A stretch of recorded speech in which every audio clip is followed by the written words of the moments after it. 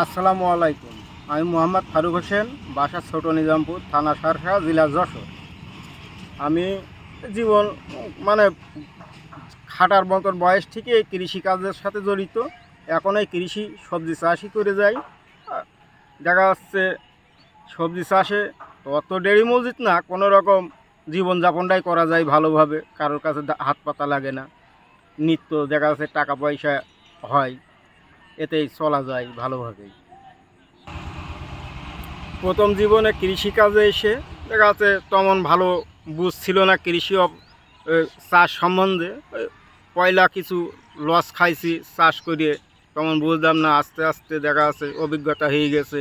এখন দেখা যাচ্ছে টুকটাক নিজে বুঝি, এখন আর লসটা হয় না, কোনো রকম জীবনযাপনই হয়। এখন আমরা যে সরকারি আসুক, কৃষির ওপরে কোনো নজরদারি নেই।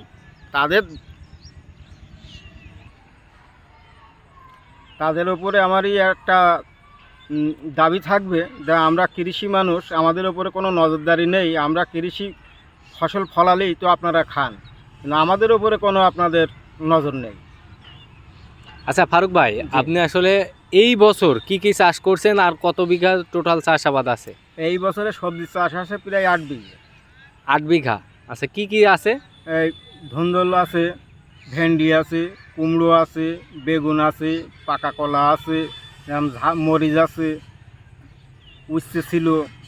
আচ্ছা, তো এই যে বিভিন্ন ধরনের সবজি আপনি চাষ করছেন 8 বিঘা জমিতে, তো ফারুক ভাই আপনাদের এই সবজিগুলো বাজারজাত করতে কোনো সমস্যা হয় কি না? না, কোনো সমস্যা হয় না, কিন্তু মান ঠিক মতন আমরা পাই না। আচ্ছা, মানে আপনি যে কথা বলছেন যে আপনারা বিক্রি করতে কোনো সমস্যা হয় না, কিন্তু সঠিক যে দাম সেটা পান না।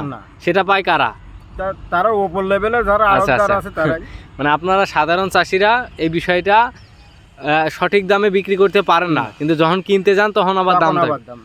আর একটা কথা আপনাকে আমি জিজ্ঞেস করব, আপনি এই যে এত কিছু করছেন, তো আপনার আসলে কৃষি জীবনে কৃষি সম্প্রসারণ থেকে আপনাকে কোনো হেল্প করা হয় কিনা? ওই ফাঁকে ফাঁকে করে। আচ্ছা, তারা যতটুকু সম্ভব করে। দেখা আছে শুধু আমি তো একা চাষি না, আরও চাষির মুখে খেয়াল রাখতে তাদের। আগামী দিনে আপনার কৃষি নিয়ে চিন্তা ধারণা কি? কৃষি নিয়ে চিন্তা ধারণা দেখা যাচ্ছে এই কাজই শিখেছি ছোটোবেলা থেকে, লস হোক আর লাভ হোক এই করে যাইতে হবে আমাদের। আচ্ছা, ব্যতিক্রম কোনো চিন্তা ধারণা আছে কিনা? না, ব্যতিক্রম কোনো চিন্তা ধারণা। আচ্ছা, তো এই বছর আপনি যে চাষাবাদ করছেন তাতে কি লাভবান হতে পারবেন বলে মনে করছেন? না, সমান সমান হবে। সমান সমান। এর মূল কারণ হিসেবে আপনারা কি দেখছেন? এর মূল কারণ বাজারজাত ভালো না, দেশের অবস্থা ভালো না। আচ্ছা, তাহলে আপনাদের যে দাবি যেন সবসময় কৃষকদের ন্যায্য দামটা পায়। জি। আচ্ছা, আপনার নাম আরেকবার বলবেন। মোহাম্মদ ফারুক হোসেন, ছোট নিজামপুর, বাসা থানা সারসা, জেলা যশোর।